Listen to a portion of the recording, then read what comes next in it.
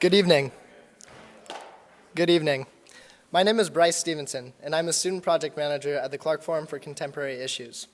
On behalf of the Clark Forum, I would like to welcome you to this evening's program, Developing Entrepreneurial Graduates. Entrepreneurship plays an irrefutably important role in the world today. Although entrepreneurs differ from one another, almost all of them have one thing in common: a facilitating mindset. They contribute to society by tapping previously unmet market demands. They are pragmatic, quizzical, and persevering. As a result, they stimulate innovation and contribute to growth and productivity within the economy. Tonight, we are fortunate to have with us Dr. Arlen Myers, a Dickinson College graduate, class of '68. Dr. Myers is an award-winning clinician, researcher, teacher, and bio-entrepreneur. He is a professor of ear, nose, and throat surgery, dentistry, and engineering at the University of Colorado, Denver, Anschutz Medical Campus, and is the founding CEO of the Society of Physician Entrepreneurs. He has created 4 companies and is the former director of the Bio-Entrepreneurship Education Program in the combined MD-MBA program at the University of Colorado Business School. He also recently completed a Fulbright Fellowship in Bio-Entrepreneurship at King's College in London. The Denver Post has described Dr. Myers as, quote, a person on the move, end quote. And Modern Physician magazine recently identified him as one of the most influential physician executives of 2011. Dr. Myers is one of this year's Metzger-Conway Fellows, a program established at Dickinson College in 1982 that showcases graduates of distinction by either participation in various classes, meetings with faculty and student groups, and presenting lectures about their postgraduate work. At this time, I would like to remind you to please turn off all cell phones and other electronic devices. Also, there will be a question and answer session at the end of the program, so please hold all questions until that time. Thank you, and now please join me in welcoming Dr. Arlen Myers. Thanks, Craig. All right, so thank you very much for having me here. It's a pleasure to be back after 40-something years. And the headline to this is enjoy it while you can. This is a privileged place. You're privileged people. I didn't really take full advantage of the opportunity here. And I guess the message I would give you before I start is enjoy it, because it goes by very quickly and there's a cruel world out there. So you guys are in a really privileged place, and enjoy yourself. So I'm here to talk about a subject that's close to my heart, which is the Entrepreneurial University. And the headline is, I think that Dickinson has an opportunity to distinguish itself and brand itself and differentiate itself from lots of other liberal arts universities by creating an entrepreneurial mindset in everyone sitting in this room. And entrepreneurship to me is the process of creating value through innovation. The process of creating value through innovation. So there's 3 components to the definition. It's a process, it's an act, it's doing. It's getting out there and making things happen. It's not sitting around thinking about it. It's not planning stuff. It's not analyzing it to death. Sure, you need a background, you need knowledge, skills, and abilities which you're adequately being provided for a $250,000 education here. But at some point, you need to get off your duff and do stuff. And it's not about just thinking about it. That's really a key element of entrepreneurship. The second, the process, an act, of creating value. Value means the difference between the benefits and the costs. Or, if you want to look at it as a fraction, benefits over cost. You have to add more than you take in the mind of the customer, whoever that is. Could be your employer, it could be a social entrepreneurship mission, it could be your own company. But the basic idea is, particularly in this economy, when you're finished and you go out there, you have to create value day one. People aren't going to sit around and wait for you to find a bathroom for 3 weeks. You have to figure out how to add value. The process of creating value through innovation. Innovation is about new. It's about faster, smarter, better experience, convenient. How do you create something in the marketplace? There's a difference between an idea, an invention, and an innovation. An idea is something that pops in your mind that all of us in this room have every single day. You're sitting in the shower and you come up with an idea and you say, gee, how come somebody didn't do this or that? Reducing it to practice is an invention. You create a prototype. You draw a picture. You write something down. You make something as a result of the idea. Innovation is using that invention to create value in the marketplace. Somebody buys it, or somebody gives you something of value in exchange for that idea or invention. So there's a continuum, and what I'm proposing is that Dickinson provide you with that entrepreneurial mindset. I don't care whether you're a geology major or a medieval history major or an international business major, it doesn't make any difference. Everyone in this room can contribute value, and the end game, when you go out there, in my mind, based on my experience here, is you're basically being trained to help people and add value. That's it. So when you finish this place and go out there, if you're not doing that when you're done, you haven't satisfied what we think, that is the Dickinson communities thinks, you should be doing out there. Now, that has nothing to do with me. Because when I went to school, and the things that I just discussed, I didn't learn that. And to be honest with you, I came to Dickinson to get to medical school. I was told it was a good place to go. It was a gateway to medical school. And if you do a good job and you get good grades, you'll go to medical school and live happily ever after. That's basically why I went here. I didn't learn critical thinking skills. I really didn't learn value add. I really didn't learn behavior and emotional intelligence, which I think is what you're here to learn. So I'll show you a picture about all this. And as we move on, so that's the headline. So if you want to leave, leave, because you just got the headline. And if you agree with me, great, go out and do God's work. But if you want to stick around and learn a little more, then we'll move on, and I'll be happy to tell you. So as was mentioned, I spent some time in England at King's College. King's is the third oldest university in the UK. It only took them 400 years to build the third one after Oxford and Cambridge, which were built in the 1400s, and King's was built in 1832. Duke of Wellington, George IV. And there's a whole history behind King's, 52 Nobel scholars. It's a very prominent, eminent university in the UK. I went there to work in their tech transfer office, in their business development office. And my job was to act as kind of, to learn and to teach in that office to help commercialize the ideas that came out of the faculty. That's what a tech transfer office does. So if you invent or discover something, the purpose of the tech transfer office is to package the intellectual property and either license it to somebody who wants it, like a pharma or a biotech company, or create a spin-out, your own business. One of the things I'm suggesting for Dickinson is they investigate their tech transfer apparatus, because you guys don't have one. And just because you're not a major, quote, major research university, there are lots of comparable colleges and universities that are looking at capturing and monetizing the intellectual property of their faculty. You don't have to do it internally. You don't have to create big infrastructure. You don't have to spend a lot of money. You can outsource a lot of this stuff. It's a mindset. It's a way of addressing the issue. So I'm going to talk to you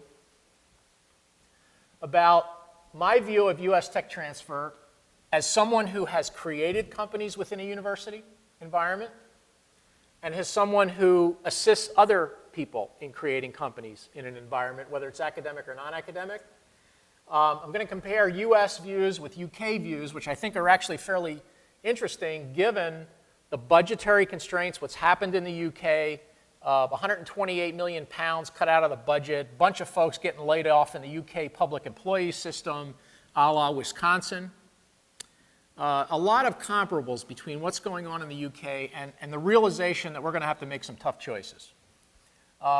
And significant opportunities for improvement at Dickinson. So every good speech is a call to action. My call to action is Dickinson, do something and differentiate themselves by providing you with an entrepreneurial mindset so that when you're done, you can go out and create value and help people. That's the bottom line. So how do we do that? Okay. So if you're economic, or if you're geographically challenged like I am, here's Colorado, square state, has basically mountains that run north and south.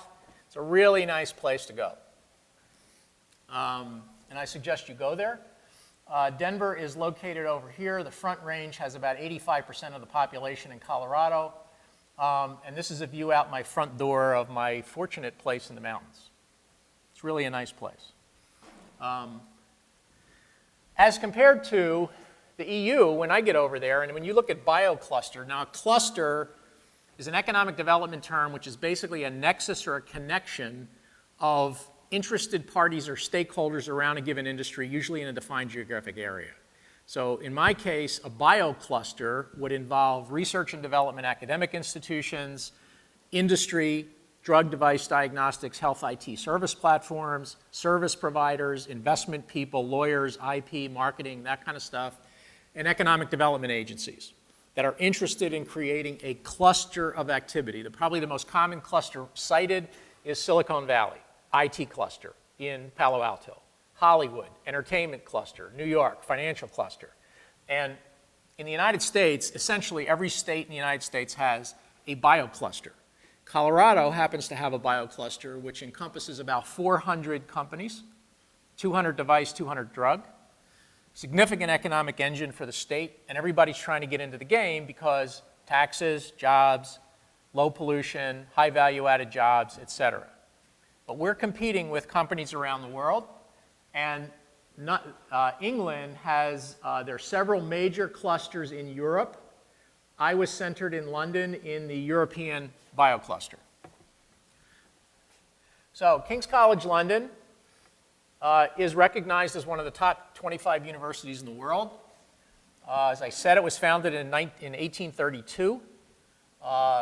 Large student population, graduate students, significant research budget, major hospital affiliations, and a very, very proud history of Nobel laureates and people that you study every day and whose names you would recognize if I mentioned. It's a very, very prestigious place. And I was fortunate to get there. So thank you very much, Dr. Dard. So the backstory was that when I showed up there, the coalition government, that is the Liberal Democratic Party and the Conservatives, were getting together, and they put together a coalition government versus the Labor Party. They were recently elected, and they faced a huge budget deficit. They began to question the product and the value and what they call impact of all the money they were spending in the UK government. And that resulted, now this was, I was there in June of last year, and this process had been going on since the previous October, but the handwriting was pretty much on the wall. We're spending more money. You know, it's like Margaret Thatcher said, socialism is great, but pretty soon you run out of other people's money. So that's what was going on there. Same thing's going on here. So I had an opportunity to kind of see what was coming our way. And everybody was talking about losing their job, consolidation. They were going to lay off 65,000 higher ed workers. They were going to cut 128 billion pounds over 5 years, et cetera. And that's what they've actually done. If you're following the newspaper, and oh, by the way, the students rioted in the streets of London because they raised their tuition from 3,000 pounds, roughly $4,000, to 9,000 pounds, roughly $12,000. So get that. You know what you guys pay for this education. They were rioting in the streets because they had to pay $12,000 a year to go to Oxford.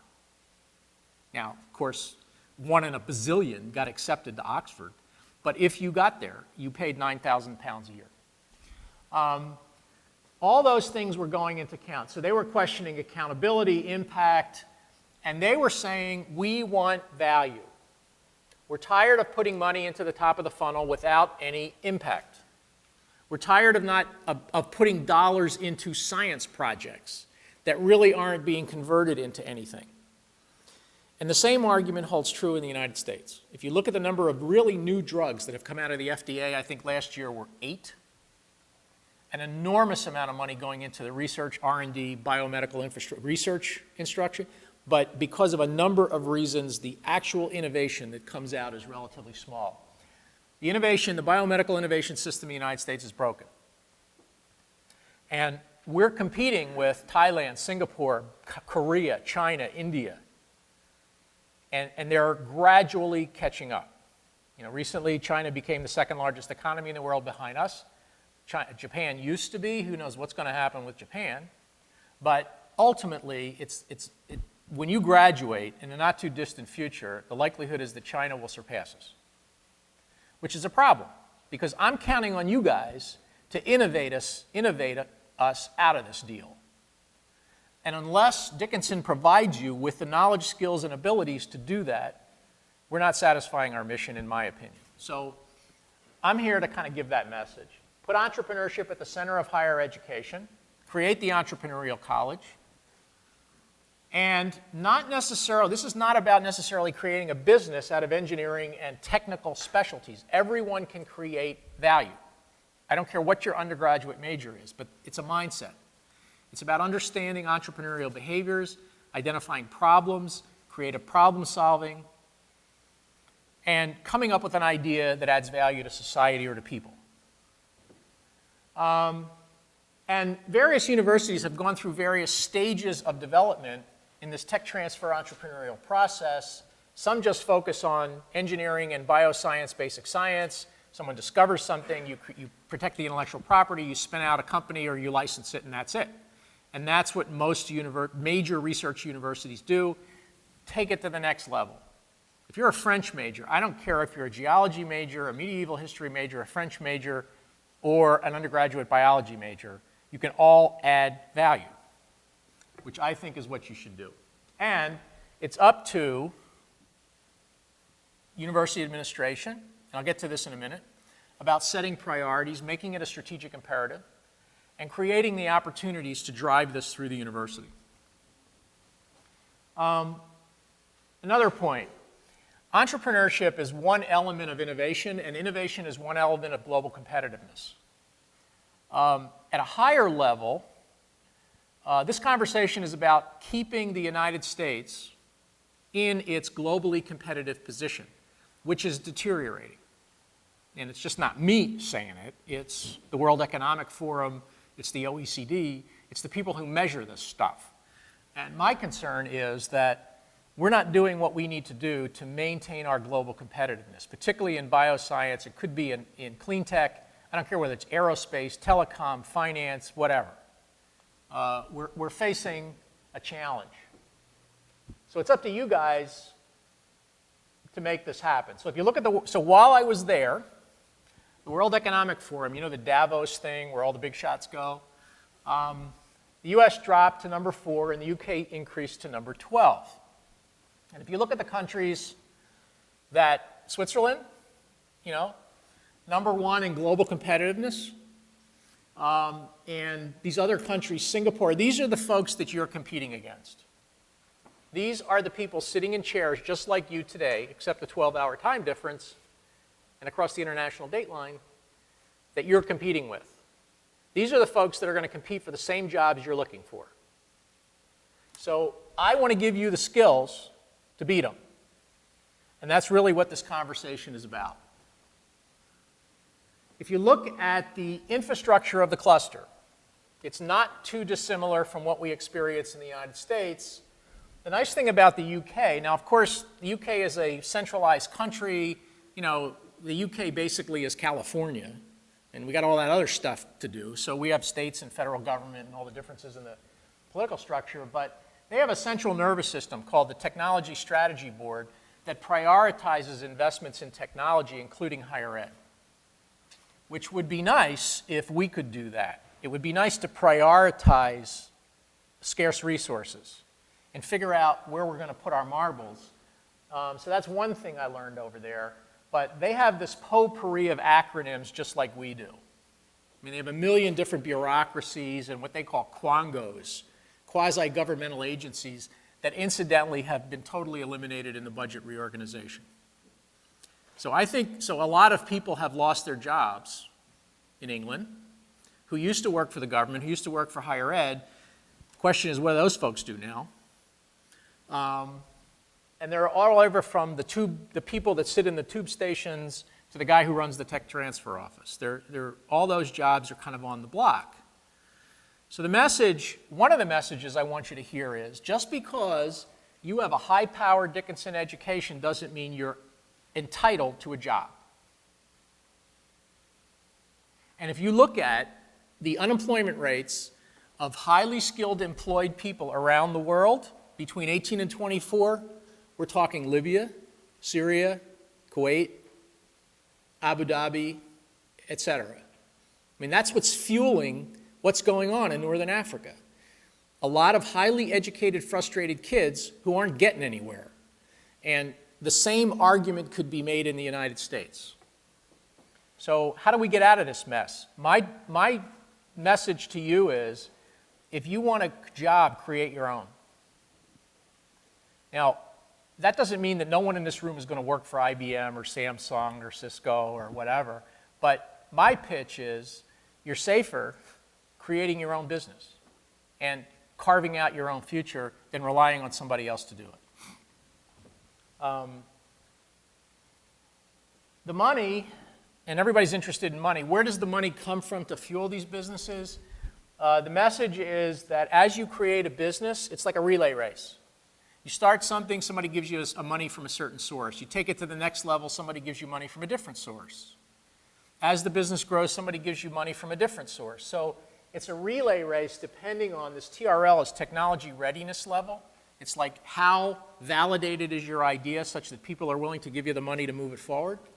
And one of the problems in the United States, the valley of death is the place, if for you econ majors and business people, you know the cash flow curve? So you start here, you start a business and you lose money. And pretty soon you're losing. The hope is you're going to turn it around, start making money, you break even, and then you start making revenue. Well, that trough is the valley of death. Start, break even, valley of death. The place, it's called the valley of death because people won't give you money in that area because you haven't validated your idea. They're placing a marker on you to innovate. In the United States, it's a global problem. They had a no better handle on that in the UK than we did. And I think that one of the challenges in the United States is early stage technology development funds, seed money, proof of concept money. Venture capital is toast. There are no exits. There are no IPOs. So somehow somebody's got to fund the innovation in the valley of death. And every state, every place is tearing their hair out trying to figure out how to make this happen. At Dickinson, it's relatively simple. You come up with a couple of $1,000 at an early stage seed fund, you have a business plan competition, and you give the winners the money. Could be $500 to get your idea off the ground. But that's the first step. So there's a clash between academics and industry in terms of innovation, which is something that I had to deal with day in and day out in London, and you will deal with day in and day out if you decide to accept this challenge. And that is that academics view innovation differently than industry. I went into academics for one reason, and it really was a whole other story, but by and large, academics are problem solvers. They're good at inventing stuff. They're good at discovering stuff. But they're not very good at understanding the problem. They're good at understanding the solution.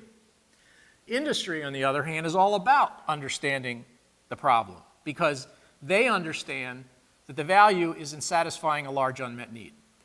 So, point one, take-home message, be a problem seeker, not a problem solver. Look at opportunity. See where there are unmet needs, where the present market is dissatisfied, and create a solution.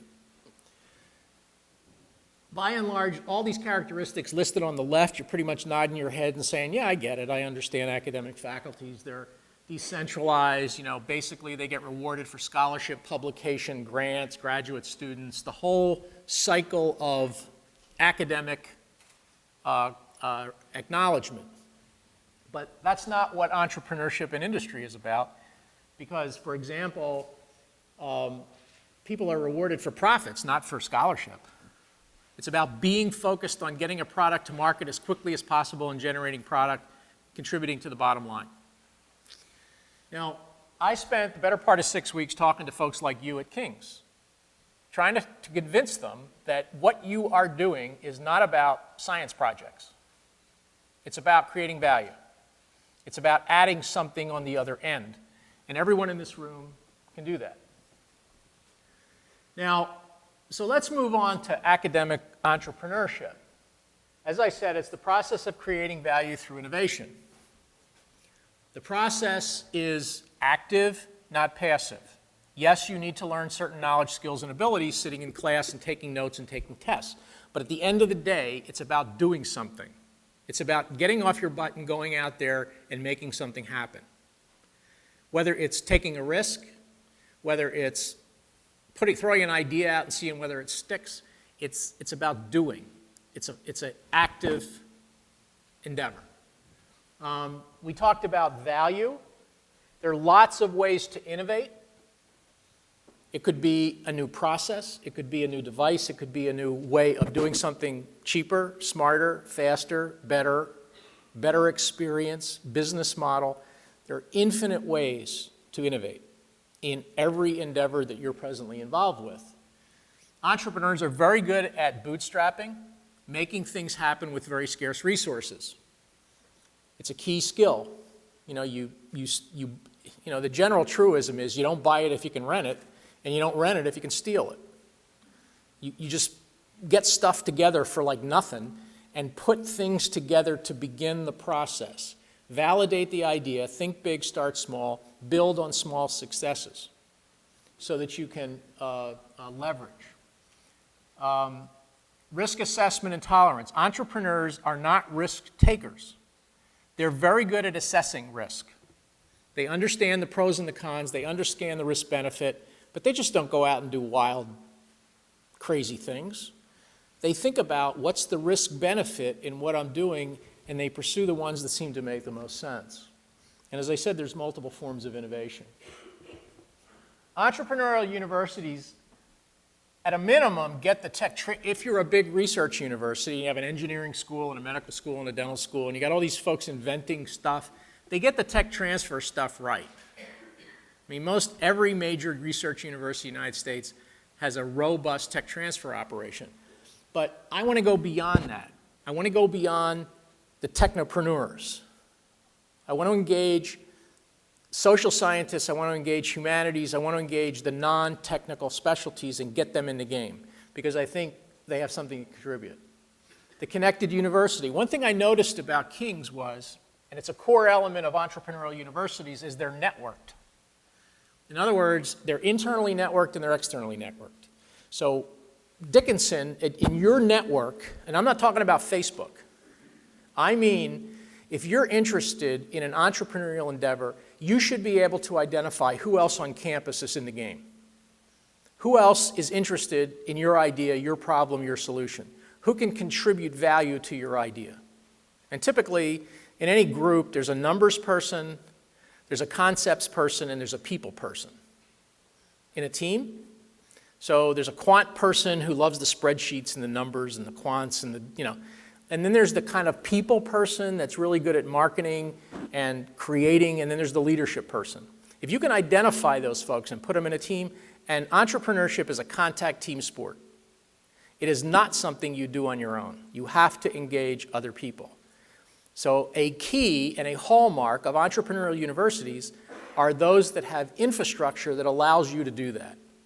And there are all kinds of infrastructures, whether it's Microsoft Connect or whether it's, there's a million different ways to get this cat skinned. You also need to connect to the outside. And you shouldn't wait to graduate to start linking into people who work in industry. You need to create those external networks so that you're positioned to take advantage of it when you graduate.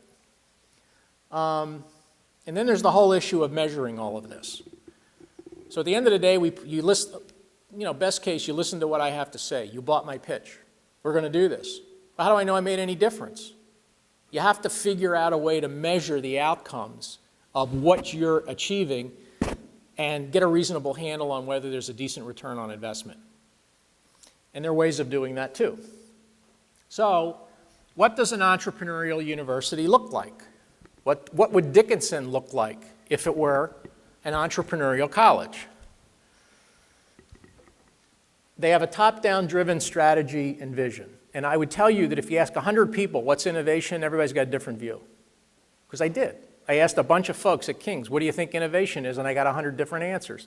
So the guy at the top has to define the vision. Has to say, here's what I think innovation is. And here are the rules we're going to play by, and create a strategy to drive it through the institution. They have clearly defined entrepreneurial learning objectives and faculty that are diffused throughout the department and create curricula to satisfy those learning objectives. In my view, a liberal arts education is designed to provide you with the ability to feel, think, behave, and act. Feel, think, behave, and act. And at the end of the day, that skill set creates value and helps people. That's what you're here for. That's what someone is spending all this money on. If you don't do that when you're done, you haven't satisfied, in my mind, the purpose of this college. Now, did I learn that when I was here? No. I didn't. I mean, I came here to get to medical school. I memorized as much as I possibly could to pass the test so I could get in, and I did. But did I engage in creative thinking? No. Did I have any clue about adding value? No. Did I really have any sense about monitoring my own behavior and emotional intelligence as best I could when I was 20 or 15 or whatever I was when I came here? No. So those are the kinds of things that you need to focus on. And that permeates ethics, professionalism, philosophy, humanities, performing arts, science, social sciences. It doesn't make any difference.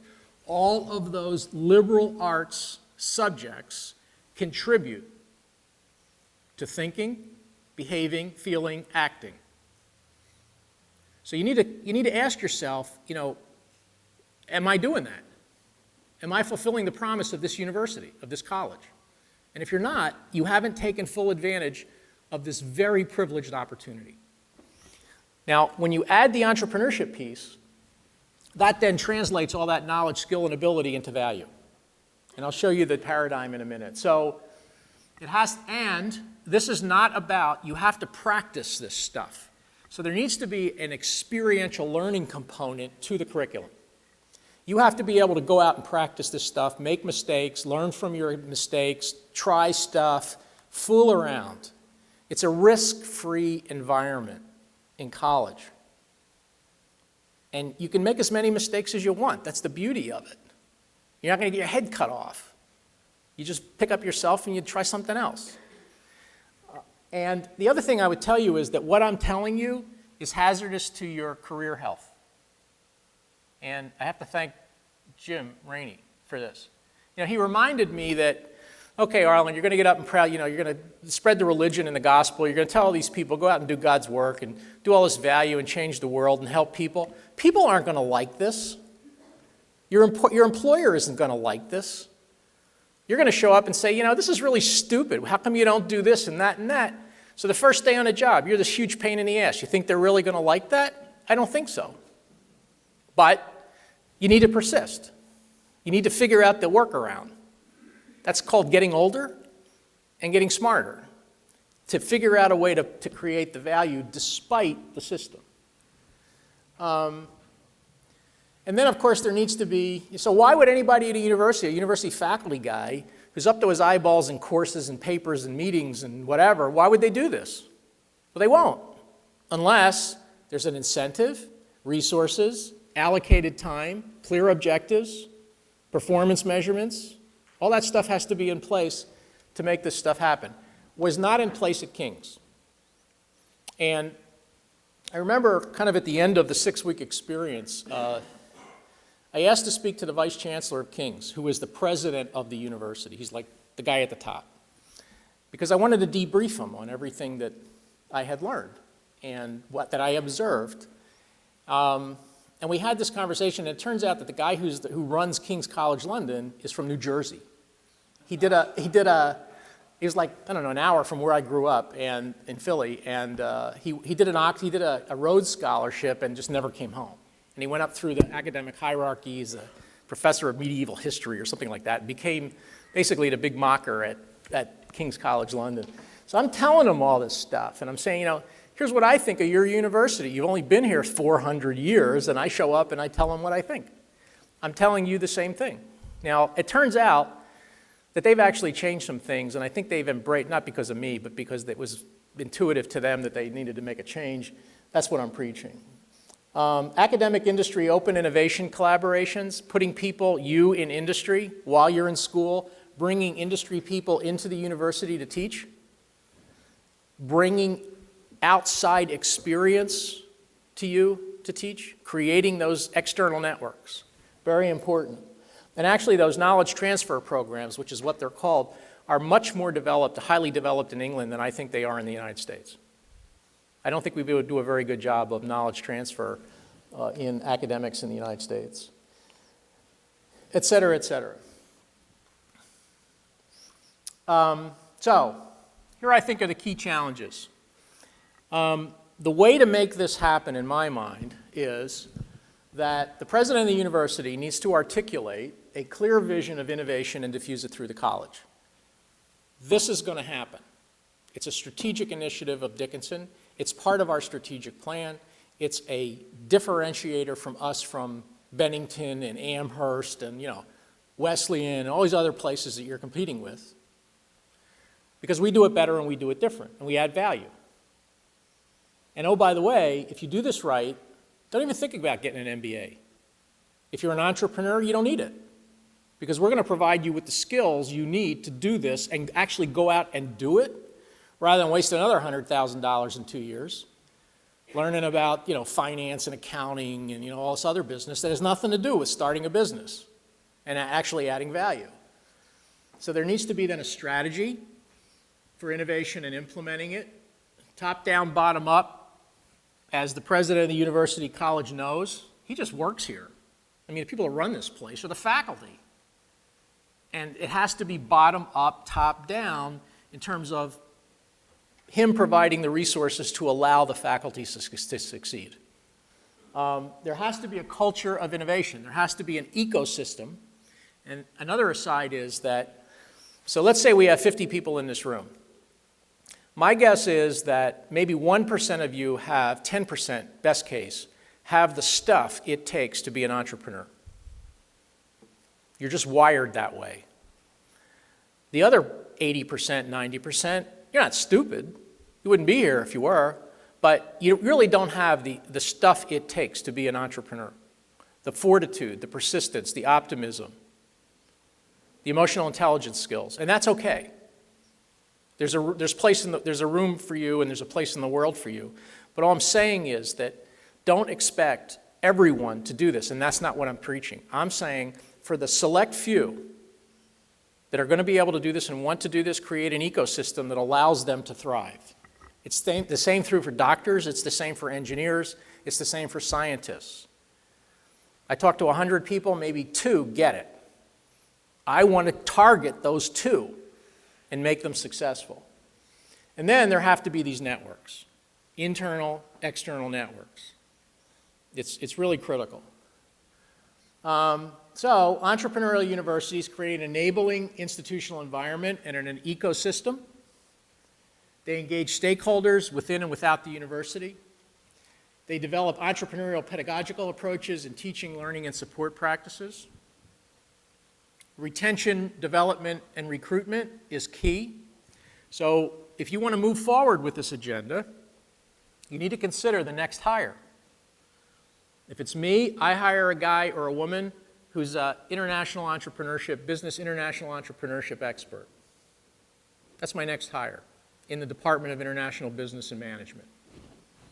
And I task them with, this is part of their portfolio. This is why you're hiring them. I want this to happen and have a clear vision from innovation. So I can give you lots of examples around the world of universities that are kind of going down this path that are trying to do this. And if you're interested in this, I'd suggest a book called Engines of Innovation, The Entrepreneurial University. It describes what's going on at the University of North Carolina, Chapel Hill.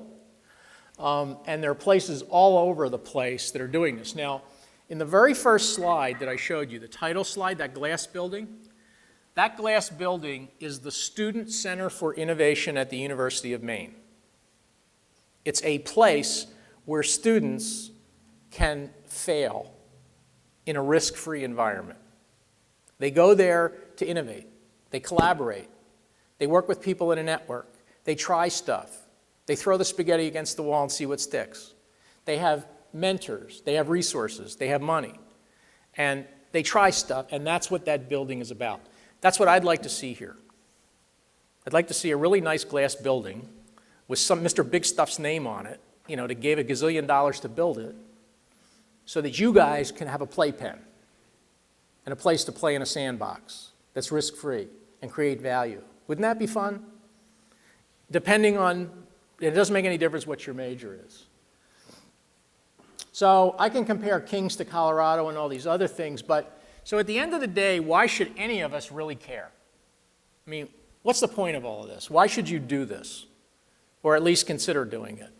Well, in my mind, I think it's because it's part of your job. And your job as a student, as I said, is to go out there and help people and create value. So that's why you're here. And all the stuff, all the experiences, all the education, all the interactions, it's all, in my mind, it's all about that. And I would tell you that if you're successful doing that, you will be rich beyond creases. It's not about taking. It's not about me, me, me. It's not about going to medical school and making a bunch of money. It's if you contribute and add value to whatever you do, it will come back. It's like this karma thing. You got to give what you get. You want money, you give money. You want power, you give power. You want love, you give love. You want value, you give value. It's the same sort of deal. Because it helps you develop life skills, it will make you a better person. It will make you a nice person, a civil person, a person who's nice to be around instead of a pain in the neck. Because it will help you find a job. Because in this environment, employers are looking for value-added people. They're not interested in hiring folks that are going to be a drag. You have to hit the ground with both feet as soon as you get there and demonstrate value as soon as possible. Because when you show up day one, you're a liability. You're consuming resources. You're not adding value. So as soon as you can demonstrate that, the better off you'll be. I personally think it's fun. Now, to me, it's just one of those deals where I found my mission in life. I don't know, something, passion, whatever you want to call it. It's fun. I like doing this. I like stimulating people, and I like seeing people be successful doing this. You can make a lot of money doing this. This is America. God bless. Go out and create a great idea, a great company, a great product, and make $1 gazillion. That's what this country is about. Knock yourself out. Because you will make a more effective providing, and the useful education that goes back to 1783, this is the contemporary version of the useful education. It's been a mantra since Benjamin Rush, John Dickinson. So you're the manifestation of 200 years of 300 years of history. And because you could solve the big problems. The ultimate goal of the Entrepreneurial University is to solve big societal problems. Innovation, population, education, healthcare, sustainability. I mean, there's a huge number of issues out there that you guys have to go out and solve. And you can't do that, in my mind, unless you have these skills. So here's what the paradigm looks like. Here's what the model looks like. So the question is, what's a liberal arts education have to do with all this? Here's what I think. I think that the liberal arts provide you with a foundation to think, feel, behave, and act. And if you insert an entrepreneurial mindset to catalyze that, so up until the entrepreneurial mindset, all we've done is create potential energy for you physics majors. I mean, it's just the stuff is potential. I mean, we give you all these knowledge, skills, and abilities, but you really haven't translated them into anything. So the entrepreneurial mindset now catalyzes the ability to go out and actually create value and help people. So what are the opportunities for Dickinson? Well, I think what you should do, in my humble opinion, is identify international entrepreneurship and innovation as a strategic initiative. I think it should be part of the mission of the university and embedded in all the marketing materials and the strategic plans and everything you talk to. And when you go out and look for donors, you tell them a story. Here's what we're doing. And you identify goals and objectives. Like any business, you write the business plan. You say, here's what we want to do. Here are the resources we need to accomplish it. Here are the people we need to accomplish it. We don't have to go out and raise $1 gazillion. Let's start small. And I've suggested to some faculty 2 or 3 things you can do tomorrow. And oh, by the way, I'll pay for them to make it happen. This is not complicated. But you just have to start somewhere and go down that road. Identify the resources, whether it's an undergraduate entrepreneurs club, a business plan competition, an early stage seed stage development fund, becoming part of national organizations like the Center for International Business Education and Research Infrastructure in the country, getting grants. There are lots of funding opportunities. The federal government, if you just listen to the President of the United States, he's talking about innovation, winning the war on the future. So just being selfish, go out and get the money. Go where the money is. And right now the money is in innovation. It's in entrepreneurship. It's in competing and innovating out of the recession. And then figure out ways to measure the outcomes. So I'm going to stop there, and I'll be happy to take some questions. Thank you.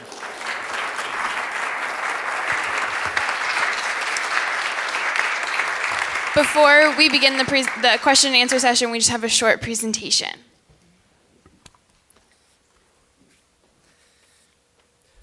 On behalf of the Clark Forum and Dickinson College, I would like to present this plaque to you as a token of our appreciation for your commitment and contribution to the Dickinson College community. Thank you.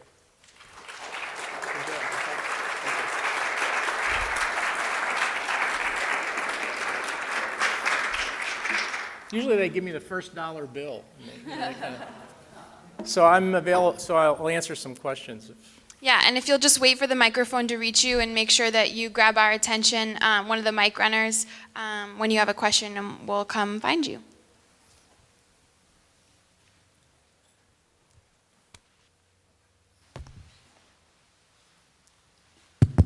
Hi, thank you for coming. I think you talked about something about innovation for a liberal arts school like Dickinson.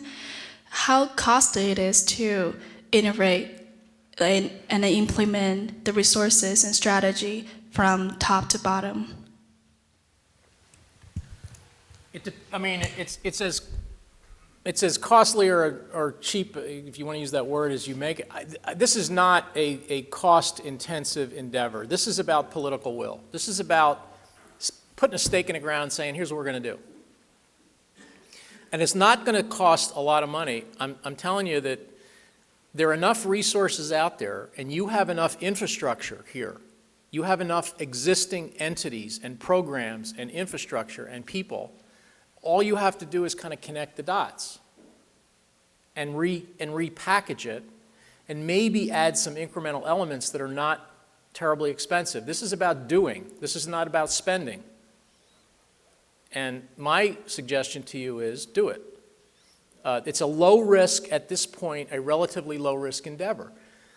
Start with small projects. I mean, if we created tomorrow a student entrepreneurship club where we open it up to anybody on the campus who wanted help with conceptualizing and packaging an idea that has value in the marketplace, you may get 5 people to show up because everybody's kind of doing their own deal and I got too much to do and who cares, and the million reasons.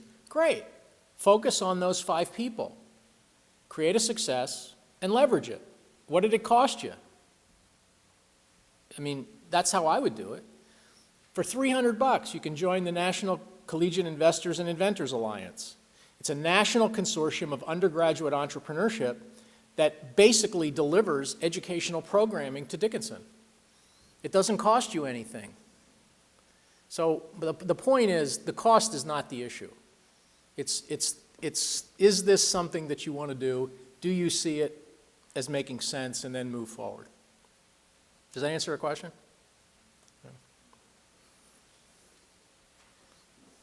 Yeah. You talked a lot about networks and creating internal and external networks, and with not just the actual network, but using a virtual network to correlate. Do you have any tools or particular software or just things out there in mind that create an efficient network to allow for students to interact with each other and know who's on that, as well as reaching out to the larger networks out there in the rest of the country and world? Right. So basically there are person-to-person interaction skills, and this really has to do with the nuts and bolts of networking. You'll notice that pretty much when I see someone, I hand them a business card. I say, here's who I am, here's how you get in touch with me, here's my cell phone number, and what can I do to help you, and get in touch with me, and I did that to you, right? So do you have business cards? No. Tomorrow you should go to wherever and get business cards. I don't care what you put on it. Make up a name of a company. You know, Dickinson Enterprise, Inc. And make a business card, put your name on it, and you should be handing those things out like, what's it going to cost you? $10 for 2,000? I mean, it's a relatively simple thing to do. But again, it's about behavior. It's about interacting with people, and networking is not about connecting the dots. It's about establishing relationships and exchanging value. What can I do to help you? And I'm not worried about what you can do to help me, because I know the world is round. I know that when you're successful, you will remember me. I don't have to worry about that. And I'm not asking you for anything. But that's the way this game is played. So if you don't have business cards, if you don't have a profile on LinkedIn, if you're not attending events in the community with students that you're trying to connect to, you should do it. So it's person to person, and it's, of course, all the social networking functions, and there's all the sophisticated technology to do that. Now, what I would like to see at Dickinson is a more sophisticated internal network so that you go on the website, you're able to identify the people who have similar interests that you do. And that's a package, that's a product that's on the shelf. All you have to do is stick it onto your website. Virtual mentoring. So how do you get people like me to help you? Well, there are folks all over the world that are available to help you. You just have to connect to them. And there are ways of doing that.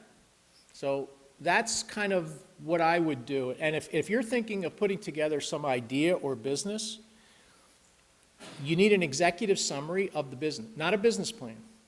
You need a one-page PDF that describes the executive summary of the idea. You need a 10-slide PowerPoint presentation. You need an elevator pitch. And that's what the center will train you how to do so that you can sell your idea to someone that resonates. You just never know. You're sitting at the H.A. Milton, the guy next to you. You have a conversation, sure enough, he invests in your company or he invests in your idea. You just never know. It's the way it goes. And as I said at our conference, at our seminar, don't wait until you graduate. Do this now. You should have 1,000, 1,500 people on your LinkedIn site by the time you graduate. Hi. Hi. So, it's very high-pitched. I think I get sort of worried by the fact that you're saying that everything should be driven towards value, and trying to put a definition on value becomes dangerous, I think, in that it can often be simplified to just monetary. So in those cases, a lot of profit-driven, not a lot, but there are obvious profit-driven places where there's exploitation, or a more subtle case is maybe cancer research, where it was the war on cancer, and it was very progress-driven, and they got a lot of chemotherapeutic agents, but nothing really important because the basic research was lacking. So I think now that there's sort of less of this urgent war, and there's less really obsession with progress in that sort of clinical trial definition or profit pharmaceutical definition, we can have more actual advances. So how do you stop value from just being really... Okay, so maybe I didn't make the point clear, and obviously I didn't from that question. So entrepreneurship is not just about money. It's about value. Value is in, the definition of value is in the mind of the customer. Okay? So I create something, you want value from what I have to offer, and you're willing to give me something in exchange. Now, that could be money, but it doesn't have to be. So if you're a social entrepreneur and you're really not interested, I mean, you have to make some money to stay in the mission of the organization, but you're really using a different metric. You're figuring out how many people no longer have smallpox in the world, or how many now get malaria tents in sub-Saharan Africa, or whatever it is you want to do. It just doesn't have to do with money. Or licensing or spin-outs or companies. See, the traditional notion of entrepreneurship is you start a business and make money. What I'm trying to say is that's true, but you can get beyond that. There are other ways of adding value to society short of creating income. So maybe I didn't make that point clear, but I hope you understand it now. So you can be a social entrepreneur, or in most cases, most of you are going to wind up working for somebody. I mean, that's just the way it's going to work out. Whether you like it or not, you're going to wind up working for a company. So now you're working for an organization, and your value add to the company is different because you're not going to make any money in the company adding value. You're going to get a salary, maybe you get a bonus for a good idea, but it's really about growing the company, improving a product, creating an innovative marketing scheme. Whatever you decide to do in that company, you're going to add value to the company, and you're going to get rewarded not necessarily by more money. There's something else to it. You might get a promotion, who knows, whatever it is, or the satisfaction of knowing you helped a company produce a product that helps some people. You get it? Okay. Other questions?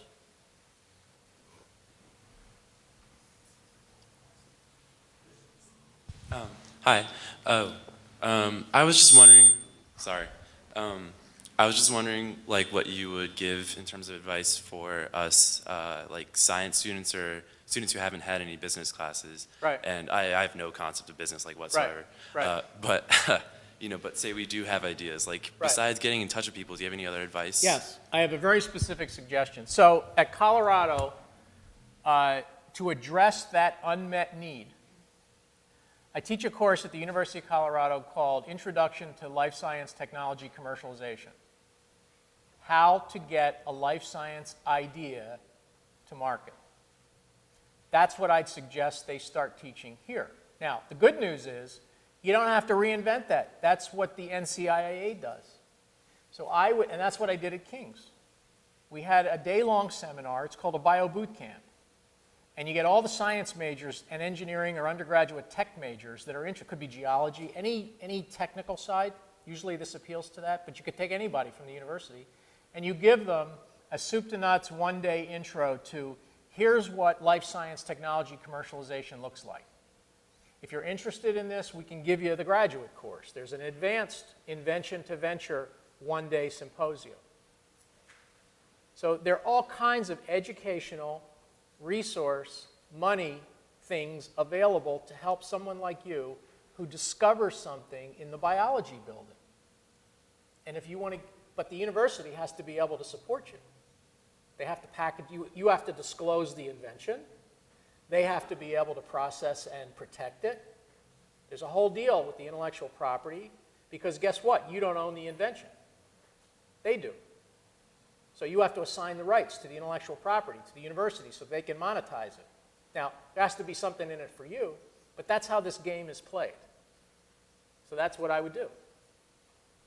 I just wouldn't leave you hanging. Because right now, if you invent or discover something, where do you go? You don't know what to do. I mean, you just go to the next class, right? Okay. Anything else? It's sort of been touched on in the past questions, but you probably saw this in the UK. In the UK, I know I spent a year over there, and it's clear that there is a much more emphasis on applied research, perhaps, particularly in certain universities, less so in the more affluent, more prominent universities, where there's more emphasis perhaps on basic research, and there, of course, is this tension between basic research and applied research. How do you sort of take your model and take the, sort of the true believers in basic research and apply it to what you want to do and see how that can actually convey into value? So here's how this works, in my mind. The virtuous, we're in universities and in basic research for a reason, because we like it. And if we wanted to go out and work and create products and all the stuff I'm talking about, it's likely we'd wind up in industry. But we like teaching and working with students, and we like the virtuous cycle of academia, which is discovery, publication, grants, hire people, more research. So that big circle, what I call the front wheel of the bicycle. So consider front wheel, back wheel, big front wheel. So the front wheel is the virtual cycle of academic endeavor that drives a university. Publications, research, grants, graduate students, blah, blah, blah. There's a chain that connects to the back wheel. And every now and then, some of that energy will get spun off to a commercial activity on the back, which generates revenue that comes back to fuel the virtuous cycle of academia. Now, every now and then, if you structure this right, there's an incentive because you get some of this stuff in the back. But I'm not proposing that we change the ethos of academia. Let folks do what they want to do. There's a reason they do what they want to do. What I do, that you do it. But there's another piece to it that I don't think we should ignore, and that's what creating the ecosystem is about. Letting this piece spin and generate revenues. Now, the day I left Colorado, there was an announcement, for example, the Cleveland Clinic sold a spin-out company that was created by a doctor at the Cleveland Clinic for $28 million. That money went back to the Cleveland Clinic to fund research. Some of it went to the inventor, but actually not that much. If you figure by the time it gets diluted and the options and everything else. But the point is, I'm not suggesting we disrupt the virtuous cycle of academia. I'm just suggesting we supplement it with this entrepreneurial mindset.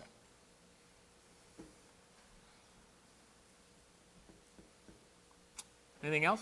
There are no more questions. Please join me in thanking Dr. Arlen Myers one more time. Okay.